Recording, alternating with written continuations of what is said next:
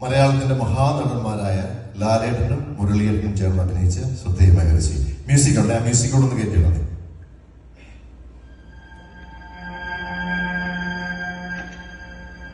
വലിയ നെട്ടൂരാണ്. എത്ര നാളെ രാഷ്ട്രീയ പുറത്തിനുള്ളിൽ എനിക്ക് ഞാനല്ലാതെ കഴിയാൻ പറ്റും? ഒരു മനുഷ്യനല്ലടോ ഞാൻ. തന്റെ യുദ്ധക്കളത്തിൽ അങ്ങോട്ടും ഇങ്ങോട്ടും വെട്ടിമരിക്കുന്നത് താൻ തന്നെയാണ്. വിട്ടുവീഴ്ചകൾക്ക് തയ്യാറാവണം.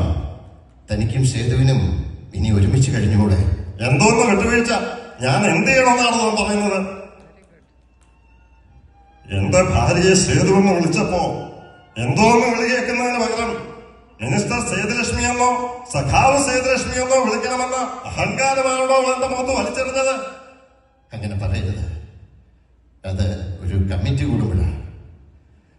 താൻ ഒരു കാര്യം മനസ്സിലാക്കണം. താനും സേതുലക്ഷ്മിയും പാർട്ടിയിലെ 2 സീനിയർ സഖാക്കളാണ്. പാർട്ടി എടുത്തു തന്ന മാലയിട്ടാണ് നിങ്ങൾ ഭാര്യ ഭർത്താവായത്. അതെ, പാർട്ടി എടുത്തു തന്നതേ ഉള്ളൂ. മാലയിട്ട് സ്വീകരിച്ചത് ഞാനാ. പൂമാലയിട്ട് സ്വീകരിച്ചതിന്റെ പേരിൽ പൂക്കടക്കാരന്റെ സ്വന്തമാകണോ ഭാര്യ? എന്റെ ഭാര്യ എന്റെ ഭാര്യയായിരിക്കണം.